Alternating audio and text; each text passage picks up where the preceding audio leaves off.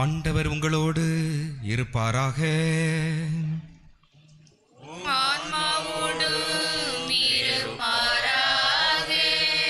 லூக்கா எழுதிய தூய நற்செய்தியிலிருந்து வாசகம்.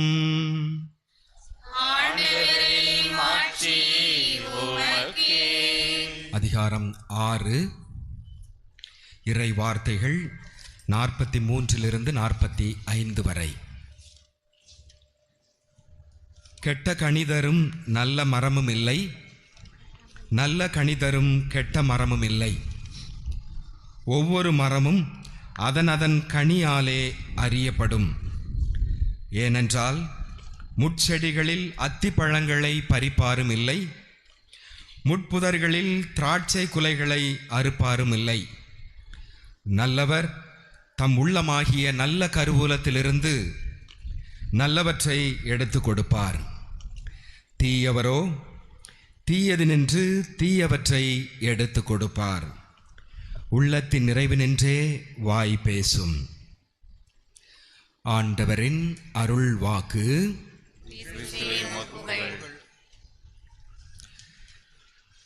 இறையேசுவில் மிகவும் பிரியமான சகோதர சகோதரிகளே, தூய ஞான பிரகாசரனுடைய அந்யோன்யமாக உடல் மனமும் இணைந்து இணைபிரியாத நட்பாக இருக்கக்கூடிய இந்த சவுந்தரபாண்டியபுரம் ஊர் மக்களே, ஞானப்பிரகாசரனுடைய ஆசீர்வாதத்தையும் அருளையும் பெறுவதற்காக நாம் ஒவ்வொரு ஆண்டும் இந்த 10 நாள் விழா கொண்டாடுகிறோம். இந்த ஞானப்பிரகாசியார் நமது குடும்பத்திலே ஒருவராக நாம் எடுக்கக்கூடிய ஒவ்வொரு முயற்சிகளிலும் சிறப்பாக இருந்து நல்ல குடும்ப சமாதானத்தையும், பிள்ளைகளுக்கு நல்ல கல்வி அறிவையும், நல்ல உடல் ஆன்ம சுகத்தையும், இளைஞர்களுக்கு நல்ல சிறப்பான எதிர்காலத்தையும் தர வேண்டுமென்று நாம் வேண்டிக் கொண்டிருக்கிறோம். எனவே இந்த ஞான பிரகாசியாரனுடைய திருவிழா நல்வாழ்த்துக்களை இங்கே இருக்கக்கூடிய மறைவட்ட அதிபர் தந்தை மற்றும் உங்களுடைய பங்கு தந்தை உடன் இருக்கக்கூடிய குருக்கள் அனைவர் சார்பாக மகிழ்ச்சியோடு தெரிவித்துக் கொள்கிறோம். எங்களுடைய ஜபங்களும் ஆசீர்வாதங்களும் இந்த ஊர் மற்றும் இங்குள்ள குடும்பங்கள் அனைத்திற்கும் நிரம்ப கிடைக்க வேண்டும் என்று சிறப்பாக ஜபிக்கின்றோம். இயேசுவினுடைய வழியிலே தூய ஞானப்பிரகாசியாரனுடைய வாழ்வு என்ற தலைப்பிலே நாம் சிந்திக்க இருக்கின்றோம். இயேசுவினுடைய வழி, இயேசுனுடைய பாதை தூய ஞானப்பிரகாசரனுடைய பாதையாக வாழ்வாக இருந்தது. திருப்பாடல் 32:8 ஆண்டவர் ஆசிரியராக இருந்து போதகராக இருந்து நீ நடக்க வேண்டிய வழியை பாதையை உனக்கு காட்டுவார்.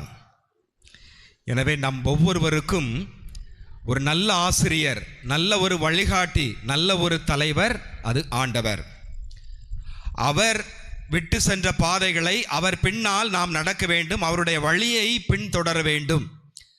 அதுதான் நமது வாழ்க்கையினுடைய அச்சாரமாக இருக்கிறது.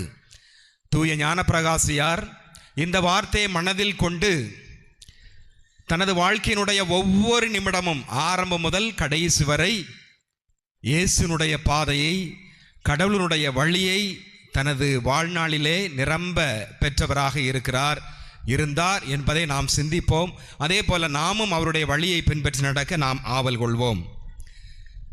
இத்தாலி நாட்டிலே காஸ்திகிலியோனே என்ற இடத்திலே 1568ஆம் ஆண்டு மார்ச் மாதம் 9ஆம் தேதி நமது செல்லப்பிள்ளை, நமது புனிதர், இளம் சிங்கம், போர் வீரர், இளைஞர்களுக்கு பாதுகாவலர் தூய ஞானப்பிரகாசியார் பிறக்கின்றார். அவருடைய தந்தை மிகப்பெரிய செல்வ செழிப்பு மிக்கவராக இருந்தார். மிகப்பெரிய நாட்டினுடைய ஒரு அரச அதிகாரியாக அவர் இருந்தார். அவருக்கு கீழே நிறைய படை பிரிவுகள் இருந்தது. ஒரு குறுநில மன்னர் என்று அழைக்கலாம். குறுநில மன்னராக ஞானப்பிரகாசியாரனுடைய தந்தை இருந்தார். அவருடைய தாய் உயர்குடி பெண்ணாக உயர்குலத்து பெண்ணாக அவர் பிறந்தார். ஆனால் இந்த மாளிகை வாழ்விலே, அரச வாழ்விலே அங்கு இருக்கும் பொழுது அவளிடம் இருந்தது பணிவு, மிக கனிவு. அந்த பண்புகளை தனது வாழ்விலே அவர் ஆடையாக அணிந்து நல்ல ஒரு தாயாக, சிறந்த தாயாக இருந்து வழி நடத்தினார். மத்தேயு நற்செய்தி 11ஆம் அதிகாரம் 29வது வசனத்திலே நாம் பார்க்கலாம், நான் கனிவும் மனத்தாழ்மையும் உடையவன். அத்தகைய விதத்திலே அவருடைய தாய் மிகுந்த கனிவோடும் மனத்தாழ்மையோடும் இருந்தார். உயர்குடி பெண்ணாக இருந்தாலும், உயர் குலத்திலே பிறந்தாலும், செல்வல் சீமாட்டியாக இருந்தாலும், தனது அரண்மனை வாழ்விலே திருமணம் முடித்த பிறகு எல்லா மக்களுக்கும் இந்த பணிவையும் கனிவையும் தனது வாழ்விலே முதல் குறிக்கோளாக சிறப்பாக பெற்று இருந்தார். மிகுந்த பக்தியாக இருந்தார். தனது பிள்ளையையும் அதே போல பக்தியிலே வளர்த்தெடுக்க வேண்டும் என்று ஆவல் கொண்டார்.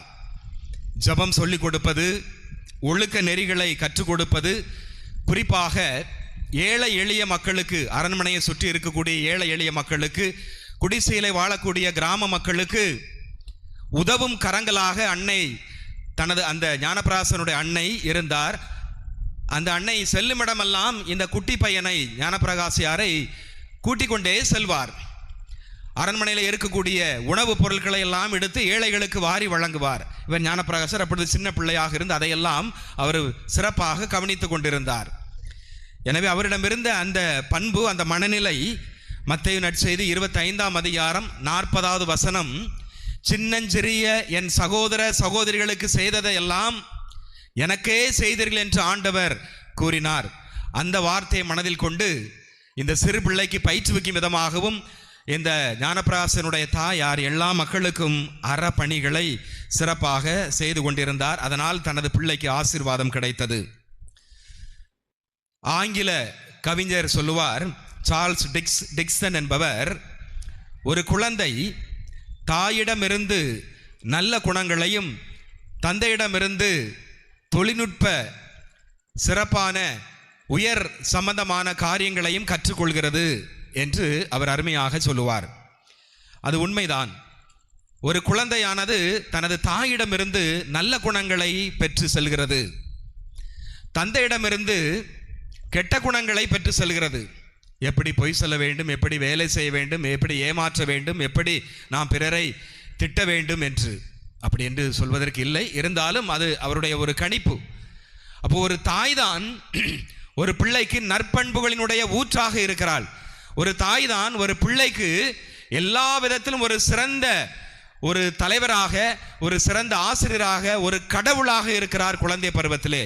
எனவே தாய்மார்கள், தந்தைமார்கள் மிக மிக கவனமாக இருக்க வேண்டும். தாய்மார்கள் குறிப்பாக ஒழுக்க பண்புகளை செழித்தோங்குவதிலே சிறப்பாக இருக்க வேண்டும்.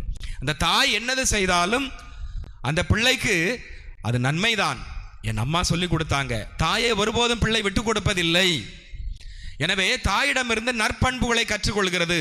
எனவே நாம் நற்செய்தியிலே வாசித்தது போல நல்ல மரம் நல்ல கனியை கொடுக்கும், நல்ல கருவூலத்திலிருந்து நல்லதையே நாம் பெற்றுக்கொள்கிறோம். எனவே தாயானவள் ஒரு குடும்பத்திற்கு எவ்வளவு முக்கியம், ஒரு குழந்தையினுடைய வளர்ச்சியில எவ்வளவு முக்கியம் என்பதை இந்த இடத்திலே நாம் பதிவு செய்ய வேண்டும், உணர்ந்து சிறப்பாக இருக்க வேண்டும்.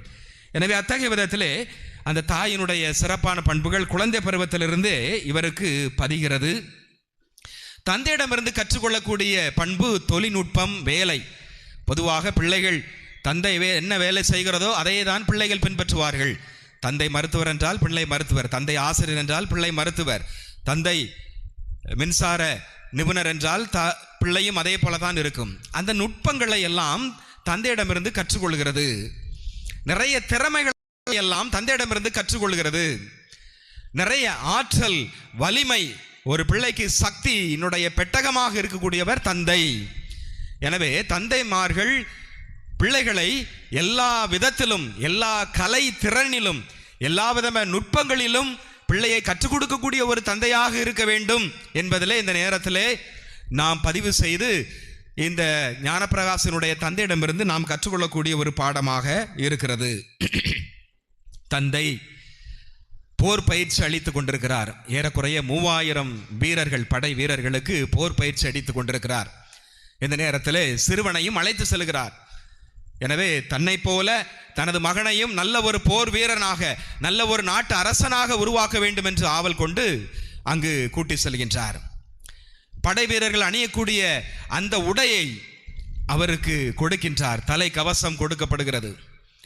ஞானப்பிரகாசர் சின்ன பிள்ளை, ரொம்ப சந்தோஷமாக மகிழ்ச்சியாக இருந்தது. ஒரு புதிதாகவும் இருந்தது, உற்சாகமாகவும் இருந்தது. கையிலே வாளை எடுத்து கொடுக்கிறார் தந்தை, பயிற்சி எடு என்று. அவரும் விரைவாக வலிமையாக அந்த வீரர்களை பார்த்து அப்படியே வாளை சுழற்றுகின்றார். குதிரையிலே ஏறுகின்றார். குதிரையை ஓட்ட கற்றுக்கொள்கிறார். குதிரை மீது ஏறி அமர்ந்து நீண்ட ஈட்டியை வைத்துக் கொண்டு அந்த ஈட்டி சண்டை அதுவும் போவது போல அவர் அங்கும் அங்கும் அதை பயிற்சி செய்கிறார். ஞானப்பிரகாசியாருக்கு மிகவும் பிடித்து விட்டது. அவருடைய தந்தைக்கு ஆகா, தனது குறிக்கோள் தன் பிள்ளையை மிகப்பெரிய வீரனாக, மிகப்பெரிய இந்த நாட்டினுடைய பேரரசனாக மாற்ற வேண்டும் என்ற ஆவலும் நிறைவேறி கொண்டிருந்தது. தந்தைக்கு மிக்க மகிழ்ச்சி. இப்படிப்பட்ட சூழலிலே ஒரு நாள் மதிய வேளை, பிற்பகல் மதிய உணவிற்கு பிறகு வீரர்கள் எல்லோரும் ஓய்வெடுத்துக் கொண்டிருந்தார்கள். அந்த நேரத்தில் ஒரு பெரிய சப்தம், ஒரு பெரிய வெடி சப்தம். அண்டை நாட்டு வீரர்கள் நம்மை நெருங்கிவிட்டார்கள் என்று பயந்து படை வீரர்கள் எல்லோரும் அங்குமிங்குமாக செல்லுகிறார்கள். எதிரி நாட்டினர் நுழைந்து விட்டார்கள் என்று எதிரியை காண செல்லும் பொழுது அவர்கள் பார்த்தது இந்த சிறுவன் ஞானப்பிரகாசியார். நாங்கள் எதிரியை, பெரிய வீரர்களை பார்ப்போம் என்று நினைத்தோம், நீயா நின்று கொண்டிருக்கிறாய்? அந்த சிறுவன் சிரித்துக் கொண்டிருக்கிறான். என்ன வேலை செய்தாய் என்று கேட்டார்கள். அந்த வெடிமருந்து, பீரங்கியினுடைய வெடிமருந்தை எடுத்து இந்த சிறுவன் தனது கையாலே தூக்கி அந்த பீரங்கியினுடைய அந்த உருளைக்குள் விட்டு தீயை பற்ற வைத்து பீரங்கியை வெடிக்க செய்திருக்கிறான் இந்த சிறுவன். இவனுக்கு அது விளையாட்டாக இருந்தது. ஆனால் மற்றவர்களுக்கெல்லாம் பயம், ஒரு விதத்திலே ஆச்சரியம். அவருடைய தந்தை ஒரு விதத்திலே மனதிற்குள்ளே ஆச்சரியம், இவ்வளவு திறமை இருக்கிறதா என்று மிக ஆச்சரியப்பட்டார். தனது தந்தையினுடைய திட்டம் நிறைவேறியது, எப்படியாவது இவன் மிகப்பெரிய வீரனாக வருவான் என்று மார்தட்டி கொண்டார். இத்தகைய வேளையிலே வீட்டிற்கு செல்லுகிறார். அவருடைய தாய் இதுக்கு சுத்தமாக பிடிக்கவே இல்லை. நீ இனி போர் படைக்களத்திற்கு செல்லக்கூடாது. நீ அங்கு சென்றதால் நீ அந்த அவரிடம் இருக்கக்கூடிய அந்த கெட்ட வார்த்தைகளை, தீய வார்த்தைகளை நீ கற்றுக்கொண்டு வந்திருக்கிறாய். இது தவறு. அது மட்டுமல்லாமல் வெடிமருந்தை யாருக்கும் தெரியாமல் எடுத்து நீ அந்த பீரங்கியிலே செலுத்தி இருக்கிறாய். இது ஒரு திருடு. நீ திருட்டு தொழிலை செய்து கொண்டிருக்கிறாய். இது தவறு என்று சுட்டி காட்டுகிறார். எனவே தனது தாயினுடைய அறிவுரையை ஏற்று தனது தவறை உணர்கிறார், தனது தவறை ஏற்றுக்கொள்கிறார். 1 யோவான் 1 பேதுரு 1ஆம் அதிகாரம் 8-10 வரை உள்ள பகுதியிலே பார்க்கும் பொழுது, நம்மிடம் பாவம் இல்லை என்போமானால் நம்மையே நாம் ஏமாற்றிக் கொள்கிறோம். உண்மை நம்மிடம் இல்லை, நாம் பொய்யர்கள், அதுதான் இருக்கிறது. அப்படி என்றால் நாம் சாத்தான் பொய்யன், பொய்யனுடைய தலைவன், ஊனியல்பு. எனவே நாம் சாத்தானுக்கு சொந்தமானவர்கள். நான் பாவம் செய்யவில்லை அல்லது பாவ சங்கீதனம் செய்யவில்லை என்றாலும் நாம் சாத்தானுடைய பிள்ளைகளாக இருக்கிறோம். மாறாக பாவத்தை ஏற்றுக்கொண்டு நீ அறிக்கையிடும் பொழுது கடவுளுடைய பிள்ளையாக மாறுகிறாய். உனது உள்ளம் தூய்மையாகிறது. உன் பாவங்கள் அனைத்துமே மன்னிக்கப்படுகிறது. எசேக்கியேல் 36ஆம் அதிகாரம் 26வது வசனத்தில் ஆண்டவர் சொல்லுவார், இதோ நான் உனக்கு புதிய இதயத்தையும் புதிய ஆவியையும் உன்னுள் புகுத்துவேன்.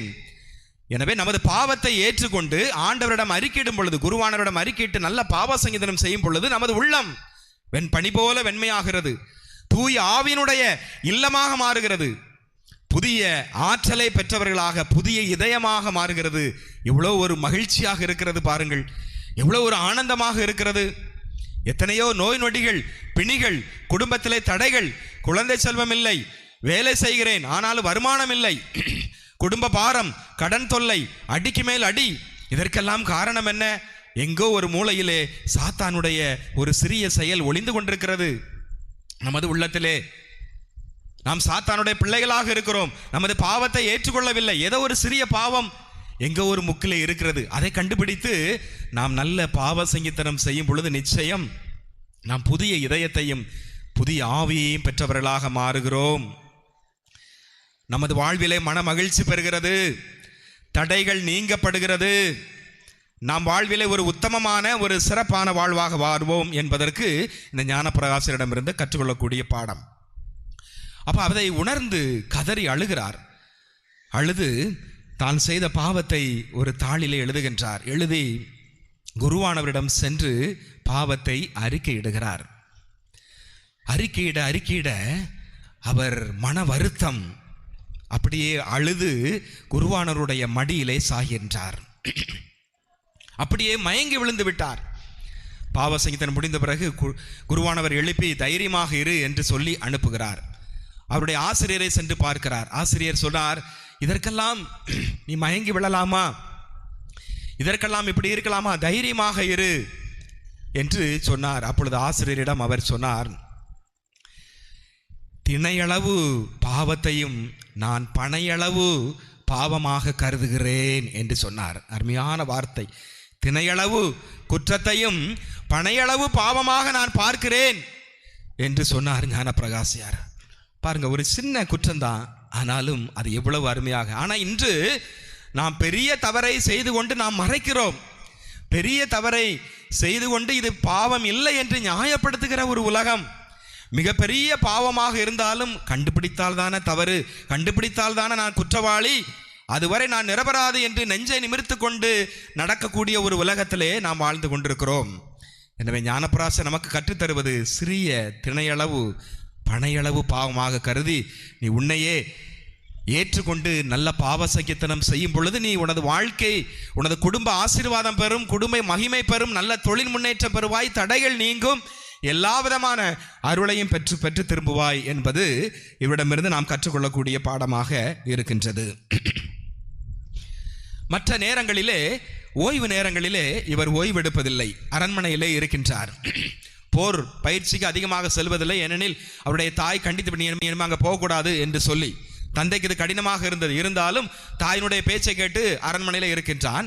அப்பொழுது புத்தகங்களை எடுத்து வாசிக்க ஆரம்பிக்கின்றார் இந்த புனிதர். நூலகத்திற்கு சென்று அதில் கெட்ட புத்தகங்களும் இருந்தன, ஆனால் அதை நல்ல புத்தகத்தை மட்டும் அவர் எடுத்து வாசிக்க ஆரம்பிக்கின்றார். புத்தகங்கள் என்பது நமக்கு புத்தியை கொடுக்கிறது, நல்ல பண்புகளை கொடுக்கிறது. ஒரு நூல் என்பது ஒரு மனிதனை 100% வளர்ச்சி அடைவதற்கு ஒரு வாய்ப்பாக இருக்கிறது. நமது வாழ்க்கையிலே ஒரு மனிதன் முழு வளர்ச்சி அடைய வேண்டும் என்றால் நூலை நீ தேர்ந்தெடுக்க வேண்டும். புத்தகத்தை இன்று புத்தகங்கள் மிக மிக குறைவாக இருக்கிறது. எல்லாம் கணனி உலகம், எல்லாம் அலைபேசி, எல்லாம் அதிலே நான் வாசித்து விடுகிறேன்.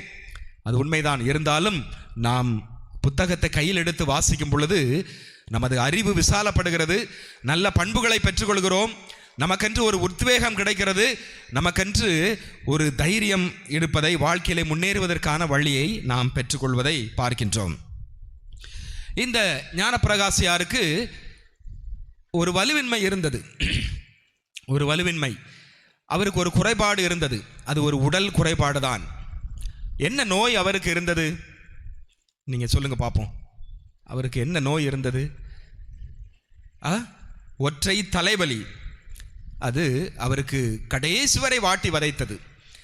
அதே போல அவருக்கு முன்கோபம் கொஞ்சம் இருந்துச்சு. அவருடைய பலவீனம், உடல் பலவீனம், இது மன பலவீனம். அப்போ இந்த இரண்டையும் அவர் ஆண்டவரிடம் ஒப்படைக்கிறார். இனிமேல் நான் இந்த முன்கோபம் படமாட்டேன் என்று அவர் ஆண்டவரிடம் அதே போல எனக்கு இருக்கக்கூடிய இந்த தலைவலி, அதை நான் அன்போடு ஏற்றுக்கொள்கிறேன் என்று ஆண்டவரிடம் ஒப்படைத்து தனது வாழ்க்கையை அவர் ஆரம்பிக்கின்றார். ஏறக்குறைய 8 வயது நடக்கும் பொழுது ஆயர் அந்த ஊருக்கு வருகிறார். மேற்றாசானியார் வரும் பொழுது மக்கள் கூட்டம் அலைமோதுகிறது. ஆனால் இந்த சிறுவன் 8 வயது நடக்கும் பொழுது ஆயரோடு அருமையாக உரையாடி கொண்டிருக்கிறான். 1/4 மணி நேரம் ஆகிறது, அரை மணி நேரம் ஆகிறது, 3/4 மணி நேரம் ஆகிறது. ஊர் மக்கள் எல்லோருக்கும் ஆச்சரியம். இந்த சிறுவன் எந்த பயமில்லாமல் ஆயரோடு இவ்வளவு அழகாக பேசி கொண்டிருக்கிறாரே என்று. ஆயரிடம் அவன் கேட்டான், நான் புதுநன்மை எடுக்கலாமா அப்படின்று. நீ சின்ன பையனா இருக்கிறியே. ஆனால் ஆயர் அவனிடம் பேசுவதை, அந்த ஞானத்தை வைத்து உடனடியாக பங்கு குருவை அழைத்து இவருக்கு நீங்கள் புதுநன்மை கொடுக்கலாம் என்று சொல்லி அனுப்புகிறார். எனவே 8 வயதிலே அவர் புதுநன்மை கொடுத்தார். புதுநன்மை வாங்கியது, ஆண்டவரை முதலிலே வாங்கியதன் மூலமாக அவர் ஒரு தனி தீர்மானம் எடுக்கிறார். அந்த காலத்திலே புதுநன்மை தயாரிப்பு வகுப்பிலே சொல்லிக் கொடுப்பார்கள். புதுநன்மை எடுக்கிறாய், ஆண்டவர் உள்ளத்திலே வரப்போகிறார், எனவே நீ தீர்மானம் எடுக்க வேண்டும், ரெசல்யூஷன் தீர்மானம் எடுக்க வேண்டும். நீ என்னென்ன வாழ்க்கையில நீ தீர்மானம் எடுக்க போகிறாய், எந்தெந்த பாவத்தை எல்லாம் விட போகிறாய், எந்தெந்த நல்ல காரியத்தை எல்லாம் செய்ய போகிறாய். எனவே இந்த புதுநன்மை எடுக்கும் பொழுது இந்த தீர்மானம் என்பது மிக மிக முக்கியமான ஒன்று. அந்த காலகட்டத்தில் இருந்தது, புனிதரிடம் இருந்தது, பழைய ஆட்களிடம், நமது மூதாதையரிடம் இருந்தது. இப்பொழுது இந்த பண்பு கொஞ்சம் கொஞ்சமாக குறைந்து கொண்டே இருக்கிறது. புதுநன்மை ஏதோ படிக்கிறோம், ஏதோ எடுக்கிறோம், அது பிறகு அப்படி நல்ல ஃபோட்டோ எடுத்து ஃப்ரேம் பண்ணி அதை ஒரு நிகழ்ச்சியாக, அது ஒரு பெரிய விழாவாக மாறிவிட்டதே ஒழிய அதனுடைய உண்மை அர்த்தம் மிக மிக குறைந்து கொண்டிருக்கிறது. எனவே ஆண்டவர் எனது உள்ளத்திலே வருகிறார். எனவே நான் இதிலிருந்து ஆண்டவர் உள்ளத்திலே வரும் பொழுது என் உள்ளத்தை தூய்மையாக வைத்திருக்க வேண்டும். என் வாழ்க்கையிலே தீர்மானம் என்ன, ஆண்டவருக்கு பிடித்தமான ஒரு தீர்மானம் என்ன என்பதை எடுக்க வேண்டும். எனவே இவர் எடுத்தார். அதிலிருந்து நான் முன் கோபம் பட மாட்டேன், அதே போல என்னுடைய அந்த தலைவலி அதை நான் தாங்கிக் கொள்வேன். அதே போல நான் படுகின்ற வேதனைகள், நான் படுகின்ற காயங்கள், துன்பங்கள் எல்லாவற்றையும் ஆண்டவரே நான் உமக்கு ஒப்பு கொடுப்பேன், தவ முயற்சியாக ஒப்பு கொடுப்பேன். அடுத்து ஒரு பாவமும் நான் செய்ய மாட்டேன், பாவம் செய்வதை விட நான் சாவேன், தவறை கண்டு நான் அஞ்சுகிறேன் என்ற ஒரு முக்கியமான ஒரு தீர்மானத்தை அவர் எடுப்பதை நாம் பார்க்கின்றோம். அதைத்தான் நாம் சீராக் ஞானம் 21ஆம் அதிகாரம் 2வது வசனத்திலே, பாம்பை கண்டு ஓடுவதை போல பாவத்தை விட்டு ஓடிவிடு, பாம்பை கண்டு ஓடுவதை போல பாவத்தை விட்டு ஓடிவிடு. பாம்பை பார்த்த உடனே படையும் நடுங்கும், எல்லாத்துக்கும் ஒரு நடுக்கதான். ஆனால் இன்னைக்கு இந்த பாவம், தவறு, தீய செயல்கள் இதை நாம் துணிவோடு செய்கிறோம். இன்றைய தலைமுறையானது துணிவோடு செய்கிறது, சிறு பிள்ளைகள் கூட. அப்போ அந்த ஞானப்பிரகாசர் தனது புதுநன்மை எடுத்த பிறகு ஒரு பிரதிஜனையாக, ஒரு தீர்மானமாக எடுக்கிறார். இனிமேல் நான் பாவம் செய்ய மாட்டேன், பாவத்தை விட்டு ஓடி விடுவேன். அது ஒரு பாம்பு, அது ஒரு அசுத்தம். அந்த அளவிற்கு அந்த ஒரு மனநிலை நமது அன்றாட வாழ்விலே வேண்டும். இது தவறு, அலைபேசி பார்ப்பது தவறு, பொய் சொல்வது தவறு. அலைபேசி தேவைக்கு மட்டும், உண்மையான ஒரு நட்புக்கு தொடர்புக்கு மட்டும்தான், மற்ற காரியங்களுக்கு அதை பயன்படுத்த மாட்டேன் என்ற ஒரு தீர்மானம் எடுக்க வேண்டும். அது ஒரு பாவம். அப்போ எதையெல்லாம் நண்பர்கள், தீய நண்பர்கள், அதை பார்த்த உடனே நம்ம அதை விட்டு ஓடிவிட வேண்டும். எனவே பாம்பை கண்டு ஓடுவதை போல பகைவனாகிய அலகையாகிய பாவத்தை விட்டு ஓடிவிடு என்ற ஒரு தன்மையை நாம் இவரிடமிருந்து அருமையாக கற்றுக்கொள்ளலாம். இத்தகைய ஒரு நிலையிலே சிறப்பாக பிரதிஜனை எடுத்து நல்ல முறையிலே அன்னை மரியாள் முன்னால் ஜெபம் செய்து பூக்களால் அலங்கரித்து எனது வாழ்க்கை கற்பு என்கின்ற வார்த்தை பாட்டை எடுத்து நான் இனி திருமணம் செய்து கொள்வதே இல்லை என்ற ஒரு தீர்மானத்தையும் அவர் புதுநன்மை நாளிலே தனி தீர்மானமாக எடுக்கின்றார். நான் தூயவராக இருப்பேன், பாவம் செய்வதில்லை, என்னுடைய கோபத்தை, முன்கோபத்தை நான் விட்டு விலகுவேன். அதே போல என்னுடைய துன்பங்கள், அன்றாடம் சந்திக்கின்ற துன்பங்களை எல்லாம் நான் தவ முயற்சியாக ஒப்பு கொடுப்பேன். எனது வாழ்க்கை முழுவதும் நான் திருமணம் செய்து கொள்வதில்லை, உமக்கே காணிக்கையாக ஒப்பு கொடுப்பேன் என்று அன்னை மரியாளினுடைய பீடத்தின் முன்னால் என்று ஜெபம் செய்வார். இப்படிப்பட்ட ஒரு சூழல் நடக்கும் பொழுது 1980ஆம் ஆண்டு காசேல் என்கின்ற பட்டணத்திற்கு ஆளுநராக அவருடைய தந்தை இடமாற்றம் செய்து போகின்றார், பணி மாற்றம். எனவே அவர் முன்னே செல்கின்றார்.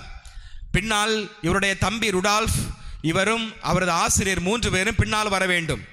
சென்று கொண்டிருக்கும் பொழுது ஒரு நீரோடை, அந்த நீரோடையை கடந்து அவர்கள் செல்ல வேண்டும். ஒரு வாகனத்திலே அவர்கள் செல்லுகின்றார்கள். முன்னால் குதிரை பூட்டிய ஒரு வாகனம். நீரோடை என்பதால் தண்ணீர் மிக குறைவாக இருக்கும். எனவே அந்த அரச வாகனம் போல இருக்கும். அவர்கள் அதிலே ஒரு சேரியட் என்று சொல்வார்கள், அந்த அரசுகளை தூக்கி செல்லக்கூடிய அந்த ஒரு அமைப்பு, ஒரு பெட்டகம் போன்று இருக்கும். எனவே அதன் உள்ளே இவர்கள் இருந்தார்கள். பயணம் தொடங்குகிறது. செல்கின்ற வழியிலே திடீரென்று ஆற்றுப்பெருக்கு ஏற்பட்டது, வெள்ளப்பெருக்கு ஏற்பட்டது, தண்ணீர் அதிகமாக பெருக்கெடுத்தது. இந்த வாகனமானது அலைகழிக்கப்பட்டது. எனவே எந்த அளவிற்கு வேகம் எடுத்தது என்றால் அந்த அவர்கள் சென்ற அந்த வாகனமானது 2ஆக உடைந்தது. அதிலே தம்பி ருடால்ஃப் ஒரு பாகத்திலே, உடைந்த ஒரு பாகத்திலே சென்று கரை சென்று விட்டான். ஆசிரியரும் இவரும் ஒரு பாகத்திலே நின்று அவர் மாட்டிக்கொண்டு மிளித்து கொண்டிருக்கிறார்கள். சுழல் காற்று வீசுகிறது, ஆற்றுப்பெருக்கு எடுக்கிறது, உயிருக்கு போராடக்கூடிய அந்த ஒரு நிலை. அந்த நேரத்திலே திடீரென்று ஒரு மனிதர் வருகிறார். மரக்கிளை ஒன்று தட்டுப்பட்டு அதிலே அந்த பெட்டகமானது அப்படியே நிற்கிறது. உடனே அந்த மனிதர் வந்து அவர்களை காப்பாற்றி எடுத்து சென்று அவர்களை உதவி செய்து விடுகிறார். எனவே இந்த உயிரின் இக்கட்டான ஒரு சூழலிலே உயிரை கொடுத்த ஆண்டவருக்கு நான் துறவியாக சென்று நான் அவரை எனது வாழ்க்கை முழுவதும் அவருக்கு பணி செய்வேன் என்று முடிவெடுக்கிறார். ஆண்டவருக்கு நன்றி செலுத்துகின்றார். இத்தகைய ஒரு சூழலிலே ஒரு நாள் திருப்பாடல் ஒவ்வொரு நாளும் அவர் ஜெபிப்பார். இரவு தூங்க செல்வதற்கு முன்னால் ஒரு நாள் திருப்பாடல் ஜெபிக்கவில்லை. அப்படியே சோர்விலே அப்படியே தூங்கிவிட்டார். இரவிலே முழித்தெழுகிறார். திருப்பாடல் ஜெபிக்க வேண்டும் என்று திருப்பாடல் ஜெபிக்கின்றார். மெழுகுதிரி விளக்கானது எரிந்து கொண்டிருக்கிறது. அதை அணைக்காமல் அப்படியே தூங்கிவிட்டார். இரவிலே அந்த மெழுகுதிரியில் இருந்திருக்கக்கூடிய அந்த ஒளியானது பட்டு திரைச்சீலைகள் அரண்மனை முழுவதும் பெரிய தீயாக மாறிவிட்டது. பெரிய தீ. இவர் நிம்மதியாக தூங்கி கொண்டிருக்கிறார். உடனே அதை அறிந்த புகையை பார்த்த வீரர்கள் எல்லோரும் வந்து அந்த அரண்மனையில் உள்ள அந்த தீயை அணைக்கின்றார்கள். இப்பொழுதும் அவர் உயிர் காப்பாற்றப்படுகிறது. எனவே 2 முறை தன் உயிரை காப்பாற்றிய இறைவனுக்கு நன்றியாக நான் அவருக்கு ஊழியம் செய்வேன் என்று அவர் முடிவெடுக்கின்றார். தந்தையிடம் இந்த முடிவை அவர் சொல்லுகிறார். நான் ஆண்டவருக்கு பணி செய்ய போகிறேன், எனக்கு இந்த அரண்மனை வாழ்க்கை வேண்டாம் என்று. உடனே தந்தை இங்க வா அப்படின்ட்டு அழைச்சிட்டு போறார். அரண்மனை மேலே கூப்பிடுறார். இந்த பக்கம் பாரு, எவ்வளவு இடங்கள் இருக்கிறது, எவ்வளவு நிலங்கள் இருக்கிறது, இந்த நிலங்கள் முழுவதும் உனக்குத்தான் சொந்தம். அதன் பிறகு இன்னொரு பகுதிக்கு விட்டு சொல்லுது, இந்த பாரு எவ்வளவோ மரங்கள் இருக்கிறது, எவ்வளவோ தோப்புகள் இருக்கிறது, இவைகள் எல்லாம் உனக்குத்தான்.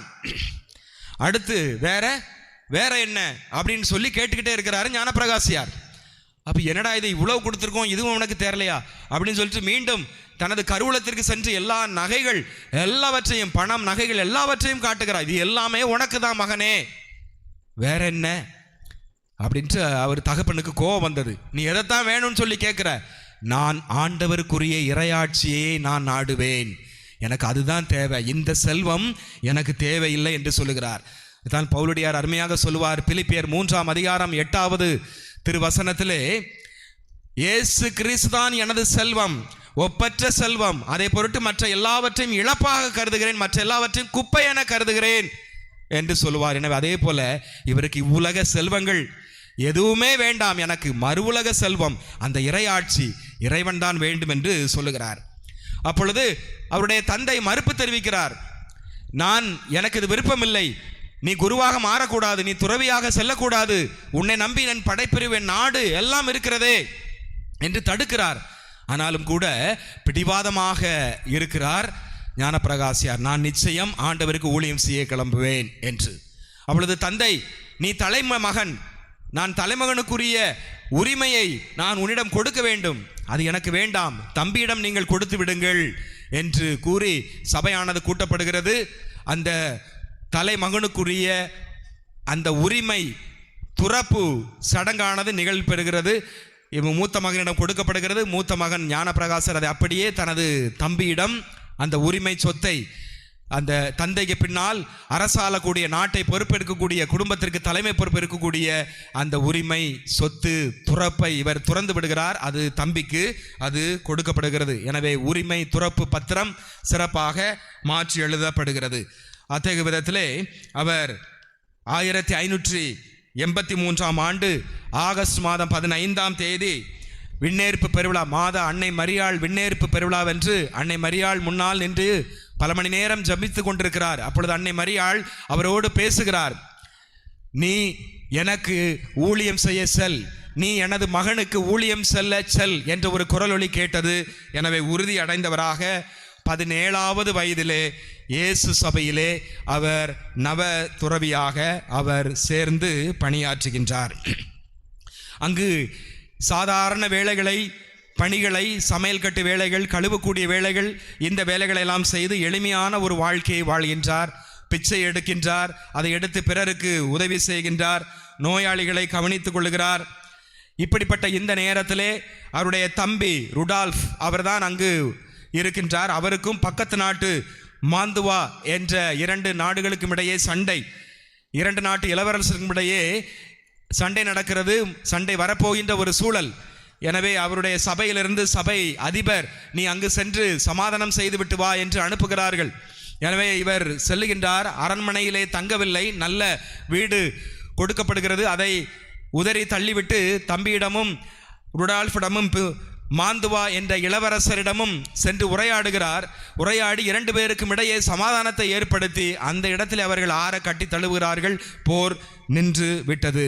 எனவே ஒரு அமைதி புறாவாக, ஒரு சமாதானத்தை ஏற்படுத்தக்கூடிய ஒருவராக அவர் இருப்பதை பார்க்கிறோம். அமைதியை ஏற்படுத்துவோர் பேறு பெற்றோர். எனவே நமது குடும்பங்களிலும் நமது இடங்களிலும் சண்டைகள் வரும் பொழுது நாம் அதை அமைதியை ஏற்படுத்தக்கூடிய தூதுவனாக, அமைதியின் தூதுவனாக இருக்கிறேனா, அல்லது சண்டையை மூட்டிவிடக்கூடிய, குடும்பத்தில் சண்டை இன்னும் நல்லா பிரியட்டும், கணவன் மனைவி இன்னும் அவங்க சேர்ந்தே வாழக்கூடாது, அவங்க பிரிஞ்சே இருக்கட்டும் என்று சொல்லக்கூடிய பிரிவினைவாதியாக இருக்கிறேனா என்பதை நாம் சிந்திக்க வேண்டும். எனவே நல்ல ஒரு அமைதியினுடைய, சமாதானத்தினுடைய தூதுவராக இவர் இருந்தார். கடைசி காலத்திலே அங்கு ஒரு பிளேக் நோய் பரவுகிறது. நிறைய மக்கள் மடிந்து கொண்டிருக்கிறார்கள். நோயாளிகளை கவனிப்பதற்கு ஆள் இல்லை. சேசு சபையிலிருந்து இந்த நவ சன்னியாசிகளை, துறவிகளை அனுப்புகிறார்கள். இவருக்கு இந்த வேலை பிடிக்காத ஒன்றாக இருந்தாலும் செய்கின்றார். அதிலே விறுவிறுப்பு ஏற்படுகிறது, ஆழமான ஈர்ப்பு ஏற்படுகிறது. நோயாளிகளை கவனித்துக் கொள்கிறார். கடைசியிலே அவருக்கே அந்த தொற்று நோய் தாக்கி அவர் தனது 23வது வயதிலே குருவாக மாறவில்லை. 23வது வயதிலே அவர் ஆண்டவரோடு இணைந்து ஒரு புதிய வாழ்வை எடுத்து விண்ணக புதிய வாழ்வை ஏறெடுத்து பார்க்கின்றார். திருத்தந்தை 13ஆம் பெனடிக்ட் இவருக்கு இளையோர்களின் பாதுகாவலர் என்ற ஒரு பட்டத்தை இவருக்கு கொடுக்கின்றார். இளையோர்களின் பாதுகாவலர் என்ற ஒரு பட்டத்தை கொடுக்கின்றார். எனவே நாம் இந்த இளைஞர்களின் பாதுகாவலர், இளையோரின் பாதுகாவலர் ஞானப்பிரகாசியார். எனவே அவரிடமிருந்து இளையோர்களாகிய இன்றைய தலைமுறை நாம் என்ன கற்றுக்கொள்ள வேண்டும்? அவர் விட்டு சென்ற அந்த மதிப்பீடுகளை நமது வாழ்விலே நமதாக்கி கொள்ள வேண்டும். இயேசுவின் வழியை அவர் பின்பற்றினார். நாம் நமது தலைவர், நமது ஹீரோ ஞானப்பிரகாசியார், அலாசியஸ் கொன்சாகா என்ற ஒரு விதத்திலே அந்த புனிதரை போல நாம் சிறந்தவர்களாக, வல்லவர்களாக, ஒரு புனித நிலையிலே இருக்கக்கூடியவர்களாக நாம் மாற வேண்டும். அதற்கு ஒரு சில காரியங்களை விவிலியத்திலிருந்து நாம் பார்க்கலாம். 1 பேதுரு 5ஆம் அதிகாரம் 5வது திருவசனத்திலே அருமையாக நாம் வாசிக்கலாம். இளையோரே, முதியவர்களுக்கு நீங்கள் பணிந்திருங்கள். ஒருவரோடு ஒருவர் பழகும் பொழுது மனத்தாழ்மையை ஆடையாக அணிந்திருங்கள். இது ரெண்டும் மிக மிக முக்கியமான ஒரு பண்பு, பணிவு, மனத்தாழ்மை. ஏற்கனவே ஞானப்பிரகாசனுடைய தாயிடம் இருந்த அந்த பண்பு தான் ஞானப்பிரகாசரிடம் இருந்தது, நம்மிடமும் இருக்க வேண்டும். நமது அன்றாட வாழ்க்கையிலே இந்த பணிவு, மூத்தவர்கள், பெரியவர்கள், மூதாதையர்கள் அவர்கள் சொன்ன அறிவுரைகள், நமது ஆசிரியர்கள், அருள் தந்தையர்கள் இவர்களுடைய சொல்லுக்கு, அவர்கள் தருகின்ற அந்த அறிவுரைக்கு நான் பணிந்து நடக்கின்றேனா? பணிவு என்பது ஒரு அருமையான ஒரு நல்ல ஒரு பண்பாக இருக்கிறது. அதே போல மனத்தாழ்மை, நான் தான் உயர்ந்தவன், நான் தான் பெரியவன் என்பதை விட நம்மையே நாம் தாழ்த்தி கொள்கிறேனா இந்த புனிதரை போல? எனவே இந்த பணிவும் மனத்தாழ்மையும் இந்த புனிதரிடமிருந்து நாம் கற்றுக்கொள்ளக்கூடிய இன்றைய இளைய தலைமுறையினருக்கு இருக்கக்கூடிய ஒன்றாக இருக்கிறது. 2 தீமோத்தேயு 2ஆம் அதிகாரம் 22-23 நாம் பார்க்கிறோம். இச்சை, கற்புக்கு விரோதமான பாவம் இன்றைய காலகட்டத்திலே மலிவாக இருக்கிறது, கையிலே இருக்கிறது, அலைபேசியிலே இருக்கிறது. எனவே அதை விட்டு நீ ஓடிவிடு. பாம்பை கண்டு ஓடுவதை விட பாவத்தை விட்டு ஓடிவிடு. சிராக் ஞானம் 21:2 நாம் ஏற்கனவே பார்த்தோம். எனவே அத்தகைய விதத்திலே இன்று கையிலே நம்மை சுற்றி இளைஞர்களுக்கு நிறைய சோதனைகள் இருக்கிறது. 1 பேதுரு 5ஆம் அதிகாரம் 8வது வசனத்திலே இந்த அலகையானது கர்ச்சிக்கும் சிங்கம் போல யாரை விழுங்கலாம் என சுற்றி தெரிந்து கொண்டே இருக்கிறது. எனவே இன்றைய காலகட்டத்திலே எப்பொழுதும் எங்கும் பாவ சூழல், அலகையினுடைய சோதனை அதிகமாக இருக்கிறது, கையிலே இருக்கிறது, அலைபேசியிலே. எனவே நாம் இளையோர்களே மிக மிக கவனமாக இருக்க வேண்டும். பாவத்திலே அது இட்டு செல்வதற்கு, பாவத்திலே உன்னை தள்ளுவதற்கு அது தயாராக எப்படி விழுங்கலாம் என்று சிங்கத்தை போல சுற்றி திரிகிறது. எனவே நாம் அதிலிருந்து கவனமாக, மிக கவனமாக இருக்க வேண்டும். நீதி, நம்பிக்கை, அன்பு இவற்றை நீ அலைந்து தேடு. இதை விட்டு ஓடிவிடு பாவத்தை, தீய நெறிகளை. ஆனால் இந்த புண்ணியங்களை நீ தேடிவிடு. கற்புக்கு விரோதமான பாவங்கள், இச்சை சம்பந்தமான, கற்புக்கு விரோதமான அலைபேசியிலே ஆபாச படங்கள், இன்னும் ஆபாச நிகழ்ச்சிகள், கேளிக்கை நிகழ்ச்சிகள், மது போதைகளுக்கு அடிமையாகி இருத்தல், இவையெல்லாம் சிறு வயதிலிருந்தே இன்று துவங்கி கொண்டிருக்கிறது. போதை பொருட்களுக்கு அடிமையாக இருத்தல், பள்ளி பருவத்திலே போதை பொருட்கள், போதை ஊசிகள், போதை மாத்திரைகள், இன்னும் அலைபேசி, இவைகள் எல்லாம் இன்றைய இளைய தலைமுறையினரை அடிமையாக்கி கொண்டு வளர்ச்சியை நோக்கி செல்லாமல் பின்தள்ளிக்குள்ளே இருக்கக்கூடிய ஒன்றாக இருக்கிறது. இது ஒரு அழகையினுடைய ஒரு செயல். எனவே இதை விட்டு நாம் விலகுவதற்கு நமது ஞானப்பிரகாசர் நமக்கு முன் உதாரணமாக இருக்கிறார். மூன்றாவதாக 1 யோவான் 2ஆம் அதிகாரம் 14வது வசனம், நீ வலிமை பெறு, வீறுகொள், துணிந்து நின்று, நீ வலிமை வாய்ந்தவன், உனக்கு திறமை இருக்கிறது, நல்ல வலிமை இருக்கிறது. எனவே ஆண்டவருடைய வார்த்தை உன்னில் இருக்கிறது. எனவே அதை வைத்துக்கொண்டு, ஆண்டவருடைய வார்த்தையை வைத்துக்கொண்டு இந்த அலகையாகிய இந்த பாவமாகியதை நீ வெல்ல வேண்டும், முறியடிக்க வேண்டும் என்று ஒரு பண்பை நாம் கற்றுக்கொள்ளலாம். எனவே இறை வார்த்தையை உன் மனதிலே பதித்துக்கொள், நீ வாழ்க்கையிலே வெற்றி அடைவாய், வலிமை பெறுவாய். அதுதான் ஒரு ஆயுதமாக இருக்கிறது என்று நாம் இளையோர் தலைமுறைகளுக்கு நாம் பார்க்க வேண்டும். எனவே ஆண்டவருடைய வார்த்தை, இறை வார்த்தை, விவிலியம், இதை நாம் உள்ளத்திலே ஏற்றவில்லை என்றால் கண்டிப்பாக நாம் சோர்ந்துதான் போவோம், தோல்விதான் அடைவோம். எனவே வார்த்தை எடுத்து வாசி, இறை வார்த்தை எடுத்து வாசி, ஆண்டவர் வார்த்தை மீது ஒரு பற்றுகொள். அது உன்னை வழிநடத்தும், அது உன்னை நேரிய பாதையிலே வழிநடத்தும், சிறப்பாக வலிமையை உனக்கு கொடுக்கும் என்று அவர் சொல்லுவதை நாம் பார்க்கலாம். இதைத்தான் நாம் வாசிக்கிறோம். எசாயா 40ஆம் அதிகாரம் 31வது வசனம், ஆண்டவருடைய வார்த்தையை நம்புவோர் கழுகு போல உயரே பரப்பர், களைப்படையாமல் புதிய ஆற்றல் பெற்றவர்களாக மாறுவர். எனவே இன்றைய இளைய தலைமுறையானது சோர்வடைந்திருக்கிறது, தோல்வியடைந்திருக்கிறது, களைப்படைந்து விடுகிறோம், நாம் எளிதாக காயப்பட்டு விடுகிறோம். எனவே நீ துணிந்து நின்று போராடக்கூடியவன், வலிமை பெற்று எழ வேண்டும் என்றால் இந்த ஆண்டவருடைய வார்த்தை மீது நம்பிக்கை கொண்டு ஞானப்பிரகாசரை நம்பி இருக்கும் பொழுது நீ உனது வாழ்க்கையிலே உயர்ச்சி அடைவாய். நீ படிக்கக்கூடிய காரியமாக இருந்தாலும் சரி, வேலையாக இருந்தாலும் சரி, உனக்கு வேலை வாய்ப்பு கிட்டும். நல்ல ஒரு தொழில் முயற்சியை ஆண்டவர் தந்து ஆசீர்வதிப்பாய். அதற்கு நீ செய்ய வேண்டியது கழுகளைப் போல உயரே நீ பரப்பாய். அதற்கு ஒன்றே ஒன்று தேவை, நீ ஆண்டவரை நம்ப வேண்டும், ஆண்டவருடைய வார்த்தையை உன் உள்ளத்திலே நீ பதித்து கொள்ள வேண்டும். அதுதான் சிறந்தவங்கதாக இருக்கிறது. எனவே இந்த ஞானப்பிரகாசரனுடைய திருவிழாவிலே அவருடைய வாழ்க்கை பாடங்களை நாம் எல்லோரும் கற்றுக்கொள்வோம். குறிப்பாக இளைய தலைமுறையினர்கள் சிறப்பாக நுண்ணிப்பாக கற்றுக்கொண்டு அவரை பின்பற்றி இயேசுவின் வழியை பின்பற்றியவர் ஞானப்பிரகாசியார். ஞானப்பிரகாசியருடைய வழியை நாம் பின்பற்றுவோம். அதற்கு தேவையான வரம் வேண்டி இந்த வழிபாட்டிலே பங்கெடுப்போம். ஆமேன்.